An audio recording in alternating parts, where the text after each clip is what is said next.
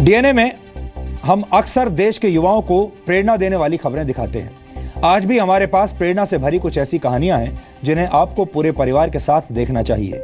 आज हम आपको बताएंगे कि कैसे खराब आर्थिक हालात और मुश्किल पारिवारिक परिस्थितियों के बावजूद देश का सबसे मुश्किल एग्जाम पास किया जाता है। कल 2015 के सिविल सर्विसेज एग्जाम के नतीजों का ऐलान हुआ था और कल हमने आपकी मुलाकात इस परीक्षा में टॉप करने वाले छात्रों से करवाई थी। इस मुश्किल इम्तिहान में टॉपर्स की कहानी तो आपने सुन ली, लेकिन ये एग्जाम पास करने वालों में कुछ ऐसे छात्र भी हैं जिन्होंने बहुत कठिन परिस्थितियों में सफलता हासिल की है। आज आपको उनकी कहानी भी जाननी चाहिए। इनमें कोई किसान का बेटा है तो किसी के पिता दर्जी हैं। अपने इस वीडियो विश्लेषण में हमने एक विधायक के बेटे की कहानी भी जोड़ी है जिसने सिविल सर्विसेज का एग्जाम पास किया है। ये एक ऐसा दौर है जिसमें अक्सर नेताओं और विधायकों के बेटे गलत कारणों से चर्चा में रहते हैं, इसलिए हमें लगा कि इस वर्ग के एक छात्र की पॉजिटिव कहानी भी आप तक पहुंचनी चाहिए। हमारी गुजारिश है, अगर आपके घर में कोई युवा विद्यार्थी हो तो उसे अपने साथ बैठा लीजिए और उसे ये प्रेरणादायक कहानियां जरूर दिखाइए, क्योंकि सफलता की ये कहानियां आपके बच्चों की जिंदगी बदल सकती हैं।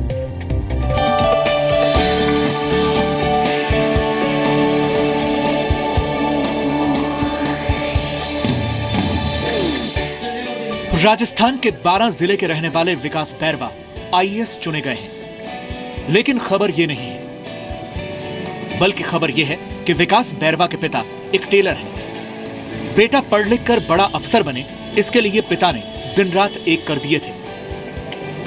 12-12 घंटे सिलाई करते थे ताकि बेटे को पढ़ा सके। बेटे ने भी पिता की मेहनत बेकार नहीं जाने दी और कमाल कर दिखाया। मेरी मुख्य प्रेरणा मेरे पिता और मेरी मम्मी रहे। इन्होंने मेरे लिए काफ़ी मेहनत की और उनकी मेहनत को देखकर मैंने सोचा कि उन्हें प्रशासनिक विभाग में जाया जाए। मैंने 12-12 घंटे रेगुलर सिलाई की। इसने देखा कि मेरे पिताजी बहुत रात दिन मेहनत करते हैं, इसके लिए इसने एक लक्ष्य बनाया सर शुरू से ही। और इसने बीटेक करने के बाद इसने कहा कि मैं बीटेक इंजीनियरिंग तो कर ली, लेकिन मैं इंजीनियरिंग में जाना नहीं चाहता, मैं प्रशासनिक सेवा करना चाहता हूँ। इसलिए इसने लक्ष्य बनाया, फिर आईएएस की तैयारी की और इसका चयन हुआ। इसके लिए मैं बहुत बहुत धन्यवाद देता हूँ।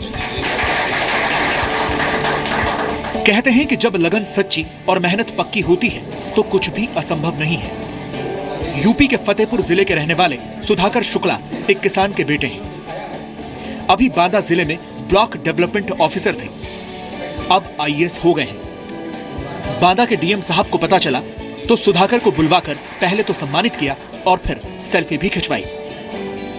हम इंटर तक बल्कि ग्रेजुएशन तक हमारे सब सरकारी स्कूल कॉलेजेस ही रहे हैं। आईटी के रैंक से भी जो कॉलेज था वो भी सरकारी ही था, गवर्नमेंट ऑफ इंडिया का था। तो कॉन्वेंट से और इन सब से हमारा बिल्कुल भी सरोकार नहीं रहा है और मुझे लगता है कि कोई ख़ास फ़र्क नहीं पड़ता है कि हम कॉन्वेंट से पढ़े हैं, अंग्रेजी से पढ़े हैं या हिंदी मीडियम से पढ़े हैं। सिर्फ़ और सिर्फ एक अपने अंदर की क्षमता और अपने आप को पहचानना कि मैं इनसे कमज़ोर नहीं हूँ, तो ये चीज़ अगर लगातार लगी रहे तो हम किसी भी रिमोट बैकग्राउंड के हों, किसी भी गांव के हों, हमें किसी से भी अपने आप को कमज़ोर समझने की आवश्यकता नहीं होती।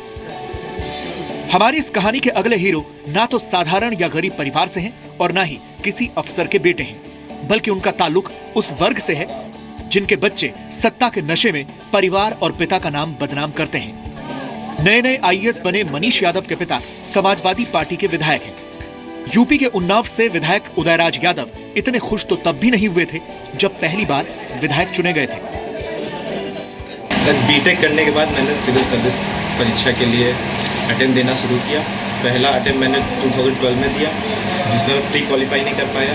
उसके बाद मैंने अपनी गलती सुधारी, 2013 में प्री क्वालिफाई किया, पर मेंस में छूट गया मैं। उसके बाद फिर मैंने अपनी गलतियाँ देखी। फिर 2014 में मैं इंटरव्यू तक पहुँचा, लेकिन उसमें भी मेंस में कम मार्क्स थे। तो फिर मैंने अपना कुछ सही जो पुरानी गलतियाँ थी उनको सही किया और फिर 2015 में सिलेक्शन पाया। कि सबसे ज़्यादा श्रेय क्या करो इसकी माँ को जाता है। मैं जब से विधायक बना 19 साल लगातार हो गए, मैं परिवार में केवल बच्चों से मिलने के लिए आया हूँ। मैं 19 साल घर में रहने के बजाय मैंने दारुल सफा में रह के, और उसके पीछे एक मकसद और भी था, जहाँ एक तरफ परिवार को आगे बढ़ाने की सोच थी, बच्चे आगे बढ़ें ये सोच थी, वहीं दूसरी तरफ एक सोच और थी कि जनता जिसने हमको चुन करके भेजा है वो हमसे हर समय 24 घंटे में जब चाहे उसके लिए मैं उपलब्ध रहूं। मतलब इनका इरादा अगर ना होता तो कैसे पढ़ पाते। और फिर हमने भी अपना सोचा, विधायक जी अपना ज़्यादा दूर रहते थे, मतलब बच्चों की पढ़ाई कोई का आना जाना हम लोग मिलते थे, बच्चों को नहीं मिलने देते थे किसी से। मतलब कोई आया तो कोई ज़रूरत नहीं आपको जाने की, पढ़ते थे अपना बच्चे का हौसला था, उसने पढ़ा। अब इनसे मिलिए। नाम है मंजू शोरन। शादी के 5 वर्षों के बाद इनका चयन सिविल सर्विस में हुआ है। राजस्थान के झुंझुनू की इस बहू ने पूरे जिले का नाम रोशन किया है। मंजू की शादी की 5वीं सालगिरह पर उन्हें ये शानदार सौगात मिली है। मम्मी पापा को ये संदेश है कि वो अपने बेटियों को बेटों की तरह समझें और उनको भी वही प्यार और लाड दुलार दें जो वो बेटों को देते हैं, और वही एजुकेशन दें, ना कि बेटियों को एक बोझ समझा जाए कि ये पराया धन है और इसकी शादी कर देंगे। ये 4 कहानियां उस हौसले की कहानियां हैं जिसकी डिक्शनरी में असंभव शब्द नहीं है। ये देश के युवाओं को प्रेरणा देने वाले लोग हैं। ऐसे लोगों से प्रेरणा लेकर आपके घर के युवा भी अपनी जिंदगी बदल सकते हैं। ब्यूरो रिपोर्ट, जी मीडिया।